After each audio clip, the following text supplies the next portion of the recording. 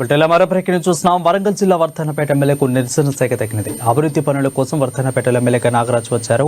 ఈ సందర్భంలో స్థానికులు ఆయన అడ్డుకున్నారు.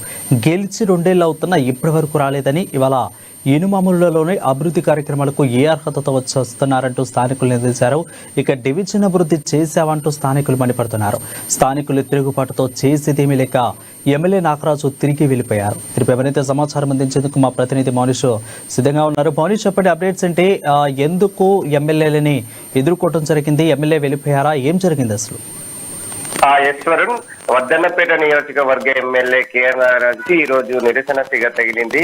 అయితే ఈ రోజు ఉదయం పలు అభివృద్ధి కార్యక్రమాలు ఉన్న నేపథ్యంలో ఎమ్మెల్యే కేఆర్ నాగరాజ్ ఈ అభివృద్ధి కార్యక్రమాలకు శంకుస్థాపనలు చేయడానికి వరంగల్ లో ఉన్నటువంటి 14వ డివిజన్ ఇనుమాములకు వెళ్లడం జరిగింది.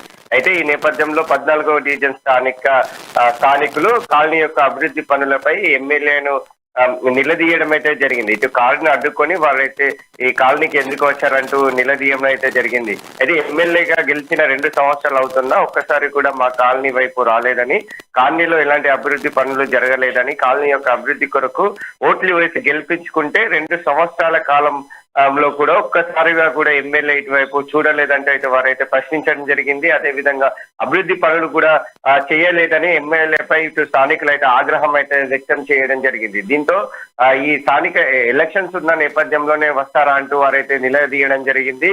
అయితే దీంతో ఎమ్మెల్యే కేఆర్ నాగరాజ్ కాలనీ ఉన్న సమస్యలు తెలుసుకుని త్వరలోనే కాలనీ యొక్క సమస్యలు తీరుస్తారంటూ ఇటు కాలనీ వాసులకు హామీ ఇచ్చి అక్కడ నుంచి వెళ్లిపోయిన సంఘటన అయితే చోటు చేసుకుందనే చెప్పుకోవచ్చు. అయితే ఇటు వర్ధన్నపేట నియోజకవర్గ వ్యాప్తంగా కూడా కొన్ని గ్రామాలలో సమస్యలు కూడా తలెత్తుతున్నాయని చెప్పుకోవచ్చు. అభివృద్ధి కూడా జరగడం లేదంటూ అయితే గ్రామస్తులు తెలుపుతున్న పరిస్థితి కూడా నెలకొంది. అయితే మెయిన్ గా వర్ధన్నపేట నియోజకవర్గంలో ఉన్నటువంటి అసన్పర్తి మండలం సీతానగరం గ్రామంలో కాంగ్రెస్ ప్రభుత్వం ఇచ్చినటువంటి 6 గ్యారెంటీలో ఉన్నటువంటి ముఖ్యమైన గ్యారెంటీ అయినటువంటి మహిళలకు ఉచిత బస్సు సదుపాయం కూడా అందడం లేదంటూ వారైతే ఈ గ్రామస్తులు అయితే తెలపడం జరుగుతుంది.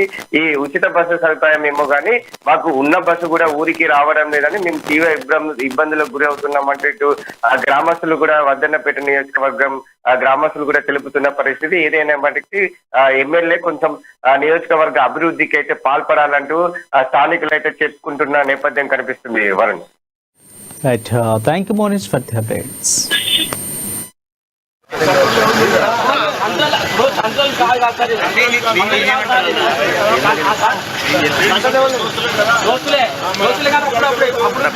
ఓకే